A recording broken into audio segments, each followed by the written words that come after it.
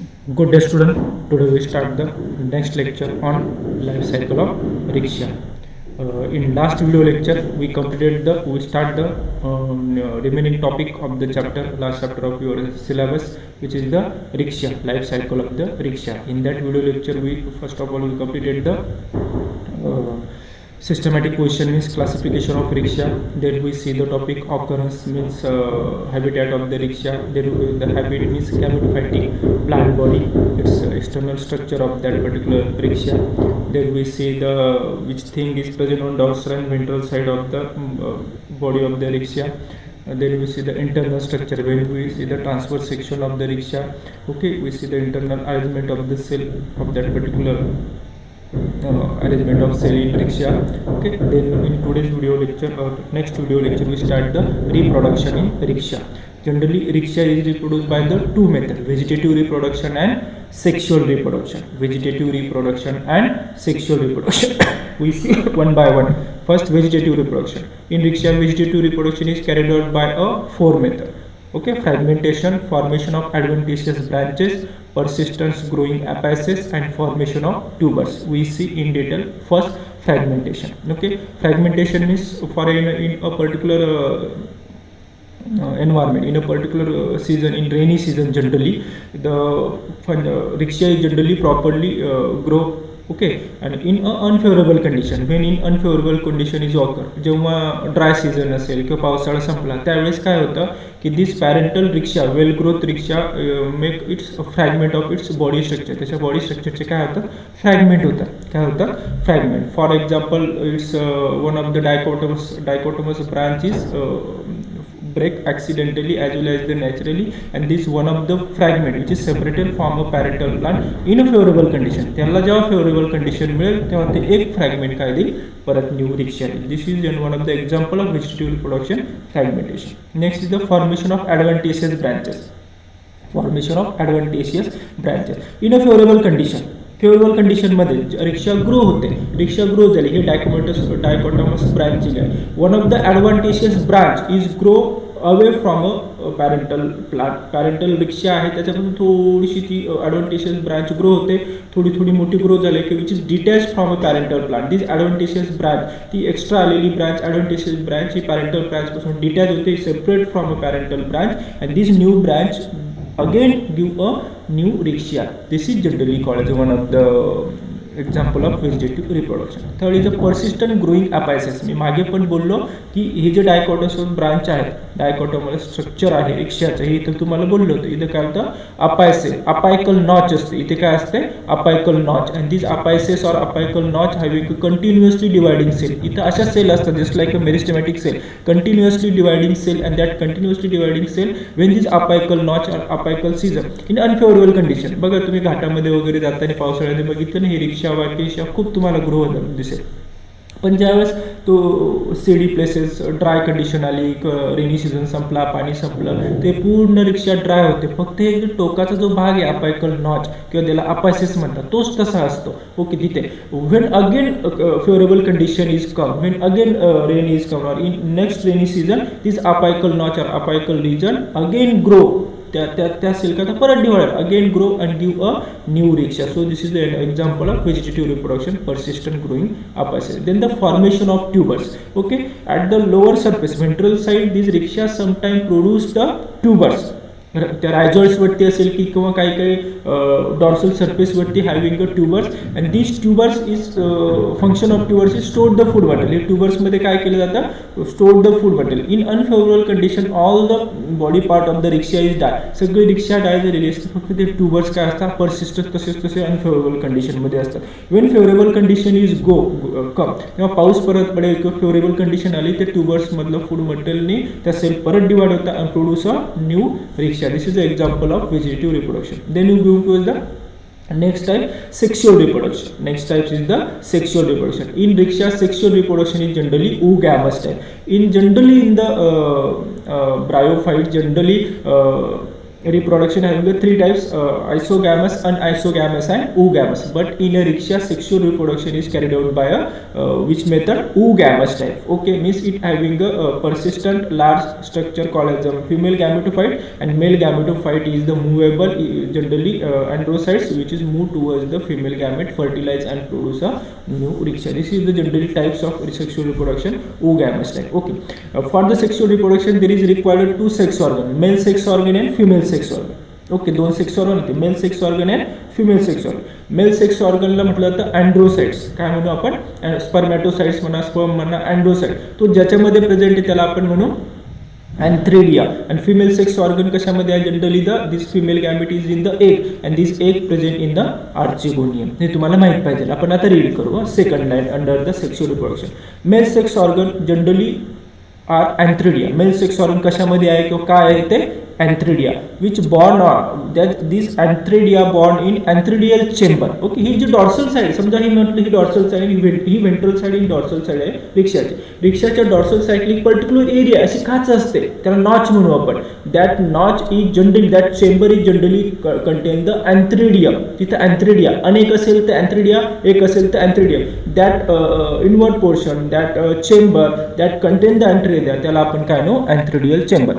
and female sex organ, female gamete कशामध्ये आहे, त्या सेक्स ऑर्गन, त्या स्ट्रक्चरला आपण म्हणू archegonia. That archegonia also present on a dorsal sulphate separate cavity, separate chamber called as a archegonial chamber. इथे काय झालं, ओके सॉरी, अँथ्रिडियल चेंबर झालं, पण इथं क्लिअर करून घ्या, इथं अँथ्रिडियल चेंबर नाही. फिमेल सेक्स ऑर्गन कशामध्ये आहे, archegonia generally present in sorry archegonial chamber, not a antheridial, ते चुकून झालं. Okay, next one is male sex organ antheridia present in antheridial chamber, female sex organ archigonia present in a archigonial chamber. ते dorsal surface ला असतात, ते notch असतात किंवा त्याला आपण काय म्हणू, चेंबर्स असतात. some of the species are monoecious and some are dioecious. some species of the rixia is a monoecious, means both antheridia and archigonia present on a same thallus. ही समजा ही एक रिक्षा आणि ही एक दुसरी रिक्षा, ह्या रिक्षावरतीच इथंच मेल चेंबर म्हणजे antheridia आहे आणि archegonia, so called the monoecious. Dioecious म्हणजे काय, this is the Riccia one, it contain the only archegonial chamber, means male Riccia, and the female rickshaw, and this rickshaw only contain the antheridial chamber, means male rickshaw. Means both the sex organ present on a different thallus, dioecious, both the sex organ present on a same thallus called as a monoecious. Last one, sex organ arise singly in acropetal succession, youngest at the apex and oldest at the base. समजा ही रिक्षा आहे, हा रिक्षाचा base आहे आणि हा थोडासा apex आहे. Okay, मग जे यंग आहे, ॲक्रोपिटल सक्सेशन म्हणजे यंग जे आर्चिगोनियम असेल किंवा अँथ्रिडियम असेल, we generally present on the apex and oldest towards the base. म्हणजे जे जास्त अगोदर ग्रो झालेले, अगोदर थॅलसवरती आलेले जे ओल्ड आहे, which is the antheridium and archegonium present on the base of the Riccia आणि youngest present towards the apex. याला म्हटलं जातं acropetal succession. Then actual structure of antheridium. आता आपण मेल सेक्स ऑर्गन असलेल्या अँथ्रिडियमचं स्ट्रक्चर बघू, मग फिमेल सेक्स ऑर्गन असलेला archegonium. Structure of the antheridium. Okay, मी खालच्या लाईन एकदा वाचतो. This structure of antheridium differentiate into the two part, stalk and body and of antheridium. ही जी दांडी असते ना ज्याच्यावरती अँथ्रिडियम, फॉर एक्झाम्पल हे अँथ्रिडियम आहे, त्याची ही दांडी आपण त्याला म्हणू the stalk of the antheridium. Lower surface is generally called the chalk, STALK, and the upper body is generally called as the antheridium body or antheridial body. It's covered by a jacket layer. ही कशाने असते, outer most layer. आता ही जी body, ही chamber आहे की नाही, अँथ्रिडियम हे pouch आहे, sack म्हणू आपण त्याला, पाऊच म्हणू, चेंबर म्हणू. त्याच्यामध्ये काय, मेल गॅमेट म्हणजे अँड्रोसाइट्स काय तयार होणार आहे, अँड्रोसाइट्स. जसं ह्युमन बिईंग मध्ये स्पर्म असतं, जस्ट लाईक दॅट काय तयार होतं त्या चेंबरमध्ये, अँड्रोसाइट्स. ओके, त्या चेंबरला जी कव्हरिंग सेल आहे, outer most layer is generally called as a jacket layer. त्यांनी दिलेलं आहे second line. Body of antheridium consist of single layer jacket enclose a mass of androcyte. Single layer structure generally called as a jacket. आता मध्ये लगेच sperm सारखे अँड्रोसाइट दिसतात का, नाही. तिथे एक सेल आहे, त्याला आपण म्हणू अँड्रोसाइट मदर सेल. त्याला आपण काय म्हणू, अँड्रोसाइट मदर सेल. त्यांनी म्हटलेलं आहे androcytes, mass of androcytes, androcyte mother cell. एक सिंगल सेल असते, that single cell androcyte mother cell going to the meiosis. याचं मेओसिस होतं. मेओसिस फर्स्ट एका सेलच्या 2 सेल होतात, मेओसिस फर्स्ट 2च्या परत 4 सेल येतात, त्याला आपण म्हणू मेओसिस सेकंड. ही single parental cell androcyte mother cell after meiosis first produce 2 cell, after meiosis second produce 4 cell, म्हणजे एका पॅरेंट सेलपासून किती सेल तयार झाला? 4. त्याला आपण म्हणू अँड्रोसाइड सेल. त्याला काय म्हणू? अँड्रोसाइड्स. आणि या अँड्रोसाइडचं मेटामॉर्फोसिस होतं. मेटामॉर्फोसिस कशाला म्हणायचं आपण? बघा, फ्रॉग कसा छोटा असताना माशासारखा दिसतो, छोटासा माशासारखे पिल्लं दिसतात, आपल्याला वाटतं मासाच आहे, पण मोठा झाला तर त्याचा फ्रॉग होतो, म्हणजे त्याची बॉडी पूर्ण चेंज होतं, स्ट्रक्चर चेंज होतं, याला आपण म्हणू मेटामॉर्फोसिस. मग ही 4 आहे ना, छोटे छोटे सेल सारखं दिसतं, मग याचं मेटामॉर्फोसिस होतं. हे बघा, अँड्रोसाइड्स मदर सेल होती, त्या मदर सेल्समधून हे 4 अँड्रोसाइड्स तयार झाले. या अँड्रोसाइडचं स्ट्रक्चर चेंज झालं असं दिसतं, आणि नंतर स्पर्म सारखा दिसतो. बायफ्लॅजिलेटेड, हे असं सर्कल झालं त्याची body, and this is the two flagellar thread like structure त्याच्या डोक्यावरती. This is generally called as spermatozoids or also called as antherozoids, also called as antherozoids. बघा, अँड्रोसाइड्स वेगळा दिसतो आणि अँथ्रोझोइड्स वेगळा आहे, त्याला आपण म्हणू मेटामॉर्फोसिस. याला आपण काय म्हणू? मेटामॉर्फोसिस. ते कुठे होतं? ह्या मदर सेल पासून. या मदर सेल्स पासून generally produce the different androcyte. Last line, each androcyte differentiated to produce a single biflagellated antherozoids. These androcyte cells produce and differentiate and metamorphosis produce a single biflagellated structure called as antherozoids. म्हणजे अँड्रोसाइड्स ही sale आहे. Generally these antherozoids also called as spermatozoids, which is the biflagellated structure, single cell biflagellated structure, and that contain the male gamete. याच्यामध्ये जो nucleus आहे तो काय?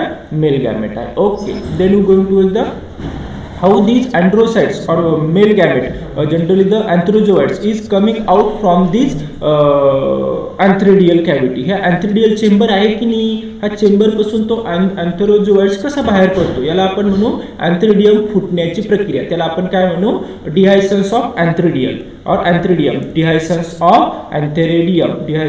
of antheridium. First point, at maturity the pore of antheridial chamber become wide open. For example, this is the jacket layer of antheridium. When antheridium is fully mature म्हणजे त्याच्यामध्ये असलेला जो अँड्रोसाइड mother sale आहे की नाही, त्याच्यापासून सगळे काय तयार झाले? अँथेरोझोइड्स तयार झाले, आणि ते आता खूप मॅच्युअर झाले. मग ते काय करतात? Exert of pressure on the wall, त्या अँथेरिडियम वॉलवरती प्रेशर येतं आणि तो ओपनिंग होतो, तो अँथेरिडियल वॉल काय होतो? असा फुटतो आणि तो काय होतो? ओपन होतो. At maturity the pore of antheridial chamber become wide and open. Antherozoids float in viscous fluid formed by a dissolution of cell wall of androcytes. आता हा फुटला, ओपन झाला, सगळं त्याचा मास जो आहे, मतलब जे मटेरियल ते सगळं बाहेर आलं, तो लिक्विड फॉर्ममध्ये ते सगळं बाहेर आलं. त्याच्यामध्ये काय आहे? हे काय? अँड्रोसाइड्स बायफ्लॅजिलेटेड, ते मूव्ह होतात इकडे just like the sperm. Okay, androcytes. Third point, sterile jacket of antheridial imbibes water become soften and disorganize. हे कसं होतं? Why this hard jacket layer is broken. हा खूप प्रोटेक्टिव्ह आणि हार्ड जॅकेट लेअर कसं ओपन होतो? Because of that jacket layer absorb the water. मी तुम्हाला एकदा बोललो असेल प्रॅक्टिकलला किंवा थेरीला, bryophyte is the amphibian plant group. Bryophyte हा काय? कारण रिक्षा हा कसला एक्झाम्पल आहे? Bryophyte is amphibian plant group. Means this bryophyte required the land surface, develop व्हायला जमीन पण लागते, and it also required the water also for fertilizer. म्हणजे याला जमिनीवरती ग्रो तर होतोच, पण याला पाणी पण लागतं, म्हणून याला म्हटलं जातं like amphibians animal, so called amphibian plant group. मग याला पाणी कुठे लागतं माहिती आहे का? रिक्षाला कशासाठी? फर्टिलायझेशनसाठी. कशासाठी लागतो? पहिला पॉईंट म्हणजे हा जॅकेट लेअर आहे ना, तो काय करतो? ॲब्सॉर्ब द वॉटर ॲब्सॉर्ब झाल्यामुळे तो जॅकेट लेअर फुगतो, आणि फुगल्यानंतर तो फुटतो. हे तुम्हाला समजलं पाहिजे. Okay, fourth point, antherozoids oozes out in mass through the opening. त्या ओपनिंग मधून हे अँथेरोझोइड जो मास आहे तो उजेस आउट, जो मास आहे MASS, तो सगळा ग्रुप आहे अँथेरोझोइड्सचा, तो सगळा बाहेर पडतो. Antherozoids escape and come to dorsal surface of thallus. थॅलसच्या डॉर्सल सरफेसवरती येतो, वरती येतो तो अँथेरिडियल चेंबरच्या वरती येतो तो. Second last point, where they swim in the film of water present on the dorsal surface of the thallus due to the rain or dew. मी तुम्हाला म्हटलं रिक्षाला ॲम्फिबियन्स प्लांट ग्रुप काय म्हणतात? त्याला फर्टिलायझरसाठी वॉटर लागते. फर्टिलायझेशन म्हणजे काय? Union of male and female gamete. मग हे वॉटर सोबत बाहेर आलेले antherozoids is swim in water and going towards the, आणि हे मेल गॅमेट असलेले antherozoids with the water going towards the female gamete एककडे जातात. कुठे जातात? Female gamete. कशासाठी? फर्टिलायझेशनसाठी. Last one, the presence of water is essential for the liberation of antherozoids. Water कशासाठी लागतं? तो antherozoids liberate from a jacket layer means generally body of the antheridium and going towards the archegonium. Then going towards the structure of archegonium. जिथं female gamete, जिथं egg आहे तिथं आपण काय म्हणू? Archegonium. This structure of archegonium is divided into 3 section, 3 part. Stalk, swollen venter and long neck. तिची दांडी जी आहे त्याला आपण म्हणू खाली हे बघितलं सेकंड स्ट्रक्चर. हा जनरली ही आर्चिगोनियल चेंबर आहे. हे जे खालच्या साईडला स्टोरेज रिजन म्हणजे थॅलस स्ट्रक्चर दिसतं रिक्षाचं, स्टोरेज रिजन. वरती फोटोसिंथेटिक्स रिजन हे तर आपण बघितलं लास्ट व्हिडिओमध्ये. त्याच्यामध्ये हे लपलेली जी कॅव्हिटी आहे इथं फिमेल गॅमेट आहे म्हणून याला आर्चिगोनियल कॅव्हिटी, त्याच्यामध्ये आर्चिगोनियम आहे. सेपरेट आर्चिगोनियम सेकंड फिगरमध्ये बघितलं तर stalk, basal portion of archegonium cell is called the stalk. त्याच्यावरती एक गोल दिसतं की नाही इथं, ज्याच्यामध्ये एग आहे, त्याला आपण म्हणू स्वेलन वेंटर. आणि वरती जी त्याची मान दिसते किंवा त्याला आपण नेक म्हणू, त्याला आपण काय म्हणू? Generally called as the long neck. याला आपण काय म्हणू? Long neck. We see one by one. Stalk is a basal part that support the venter of the archegonium. Swollen venter जो गोल पार्ट आहे त्याच्यात एग ते काय आहे? Consist of single layered wall. Single layer आहे, त्याचा आउटर लेअर बघितलं तर single layer wall. It enclose a venter canal cell and a large necked sale. याच्यात बघितलं तर खाली सिंगल एग सेल, ओके, एक सेल अँड व्हेंटर कॅनॉल सेल. आणि थोडी वरती बघितलं तर एक सेल खाली आहे एग म्हणजे एग असलेली सेल, त्याच्या वरती थोडी आहे व्हेंटर कॅनॉल सेल. आणि त्याच्यावरती तुम्हाला किती 6 ते 8 किती आपल्याला वरती काय बोलतात? Neck canal cell. तो नेकचा रिजन आहे, long neck. Is consist of a 6 to 9 tier of cell arrange in a 6 vertical rows surrounded by narrow neck canal cell. मी परत सांगतो. हे बघ, वरतून सुरुवात करू आपण. हे जे 2 सेल असतात की नेकच्या वरती सेकंड फिगरमध्ये कर्सर फिरतो, हे कव्हर सेल. त्याच्या खाली ह्या नेकचा पार्ट चालू होतो. नेक किती सेल बनलेले माहिती का? 6 ते 9 खाली व्हेंटर सेल पर्यंत 1 2 3 4 5 6 7 8 यांनी 8 दिलेलं आहे किंवा 7 दिलेलं आहे. याला आपण काय म्हणू? Neck canal cell. किती असतात?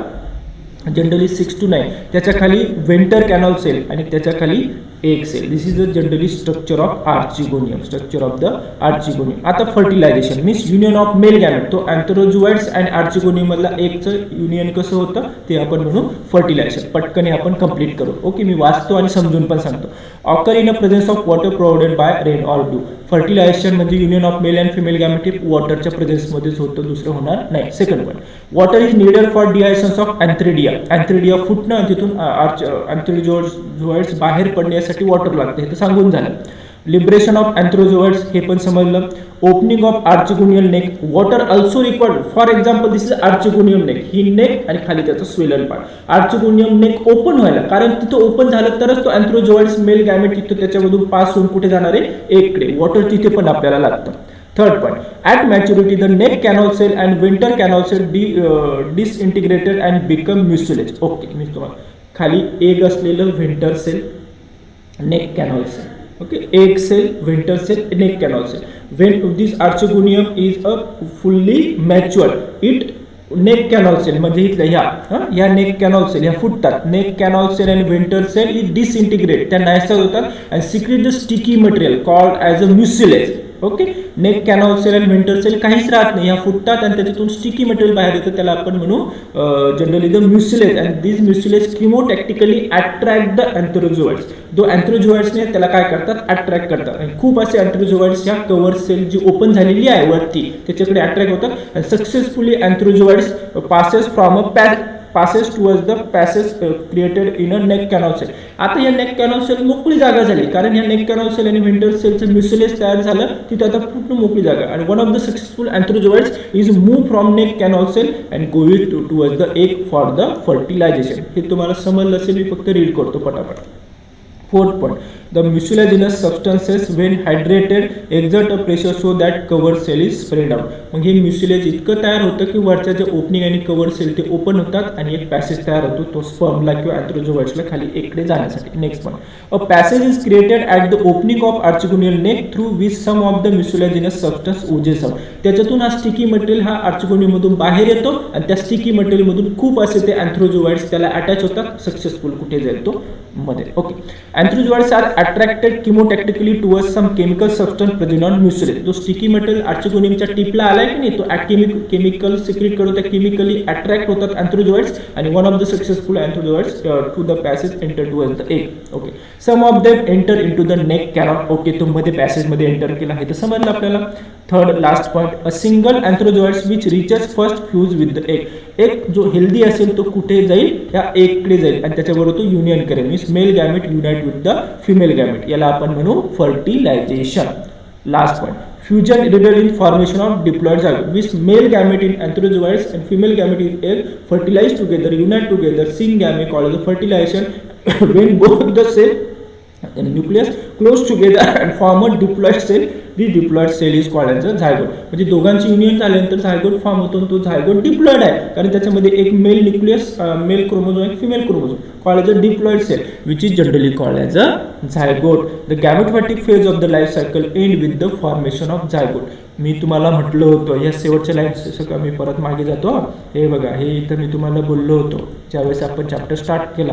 गॅमेटोफायटिक फेज, 2 फेज आहे. रिक्षा 2 पॅटर्नमध्ये लाईफ सायकल पूर्ण करते. पहिली मोठी आहे गॅमेटोफायटिक फेज, ती स्टार्ट होते त्या प्लांट बॉडीवरती काय आहे, आर्चिगोनियम आणि अँथ्रिडियम. ओके, नंतर हे दोघांचं सगळं अँथ्रिडियम यांचं युनियन झालं, फर्टिलायझेशन झालं, आणि शेवटी काय फॉर्म झाला, झायगोट झाला की नाही. इथे हे बघ, इथे म्हणून येतं म्हटलं झायगोट ही शेवटची स्टेप्स आहे कुणाची, gametophytic phase. The gametophytic phase of the life cycle ends with the formation of zygote. आता झायगोट पासून जे पूर्ण पुढे तयार होईल ती आहे sporophytic phase. Okay, so next is the sporophytic plant body. इथून पुढे काय, after zygote sporophytic plant body. So in last video lecture I asked to you okay, in this chapter we take a small portion because of this video is does not uploaded properly in a YouTube. छोटी छोटी video आहे ना, तेच upload होता properly यूट्यूबला. मोठे video 20 मिनिटाचे वरची video जर घेतले, लेक्चर घेतले, तर ते यूट्यूबला अपलोड होत नाही. त्यामुळे मी छोटे छोटे 10, 15, 12, 13 अशा मिनिटाचे मी व्हिडिओ तयार करतो आणि ते यूट्यूबला टाकतो. म्हणून आपण आता इथे थांबू. राहिलेला जो पुढला टॉपिक आहे स्पोरोफायटिक प्लांट बॉडी, झायगोट कसं, पुढली स्ट्रक्चर ऑफ मॅच्युअर स्पोरोगोनियम कसं तयार होतं, ते स्पोर्स कसे तयार होतात, मग तो जर्मिनेशन कसं होतं, न्यू रिक्षा कशी तयार होते, लाईफ सायकल, हे सगळं कुठे बघू आपण इन नेक्स्ट व्हिडिओ लेक्चर. इथून आपण पुढे बघणार आहे next video lecture. Okay, here we complete the okay some topic of Riccia. Remaining topic we see in next video lecture. Okay, bye, take care.